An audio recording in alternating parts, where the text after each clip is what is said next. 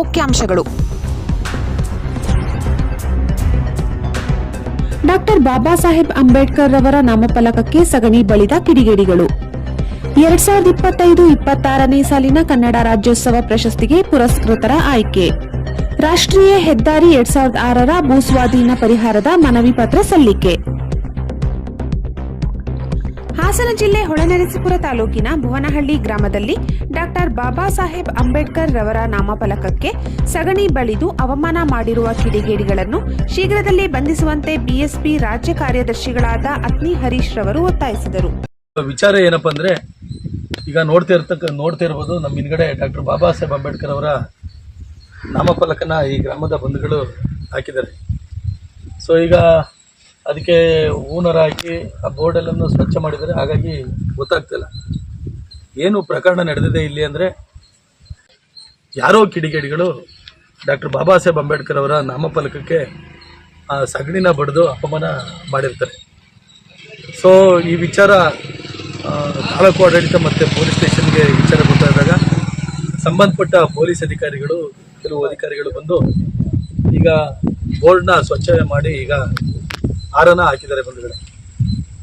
So ನೋಡಿ ಬಂಧುಗಳೇ, ಇದು ಬರೀ ಭೂನಹಳ್ಳಿಲಿ ಅಷ್ಟೇ ನಡೀತಾ ಇರ್ತಕ್ಕಂಥದ್ದಲ್ಲ.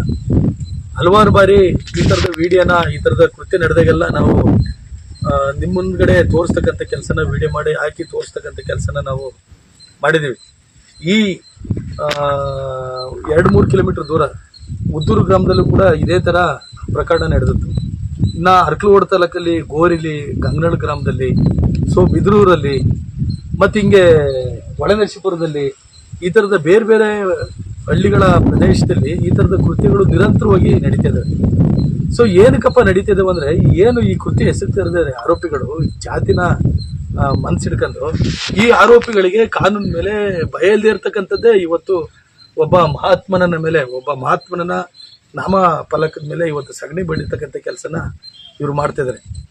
ಸೊ ನಾನು ಈ ಸಂದರ್ಭದಲ್ಲಿ ಒತ್ತಾಯ ಮಾಡ್ತಕ್ಕಂಥದ್ದು ಏನಪ್ಪ ಅಂದರೆ, ಈ ಕೂಡಲೇ ಪೊಲೀಸ್ ಇಲಾಖೆ ಏನೋ ಒಂದು ಸಗಣಿ ಬಡಿದಿದ್ರೆ ಆ ಆರೋಪಿನ ಹಿಡಿಬೇಕು, ಅಥವಾ ಅವನ ಮೇಲೆ ಯಾವುದೋ ಒಂದು ಕೇಸ್ ಹಾಕಬೇಕು, ನಾವು ತಲೆ ತೊಳ್ಕೊಂಡೆ ಅಂತಕ್ಕಂಥದ್ದಲ್ಲ. ಈ ಥರದ ಒಂದು ಲೇಜಿಯಾಗಿ ಕೆಲಸ ಮಾಡ್ತಿರೋದ್ರ ಪರಿಣಾಮನೇ ಇವತ್ತು 2025-26ನೇ ಸಾಲಿನ ಕನ್ನಡ ರಾಜ್ಯೋತ್ಸವ ಪ್ರಶಸ್ತಿಗೆ ಪುರಸ್ಕೃತರನ್ನು ಆಯ್ಕೆ ಮಾಡುವುದಕ್ಕೆ ಸಂಬಂಧಿಸಿದಂತೆ ಇಂದು ಸಿಎಂ ಗೃಹ ಕಚೇರಿ ಕೃಷ್ಣಾದಲ್ಲಿ ನಡೆದ ಉನ್ನತ ಮಟ್ಟದ ಆಯ್ಕೆ ಸಮಿತಿ ಸಭೆಯಲ್ಲಿ ಮುಖ್ಯಮಂತ್ರಿಗಳಾದ ಶ್ರೀ ಸಿದ್ದರಾಮಯ್ಯ, ಡಿಕೆ ಶಿವಕುಮಾರ್, ಜಿ ಪರಮೇಶ್ವರ್, ಮಹದೇವಪ್ಪ ಮುಂತಾದವರು ಮತ್ತು ಅಧಿಕಾರಿಗಳು ಉಪಸ್ಥಿತರಿದ್ದರು.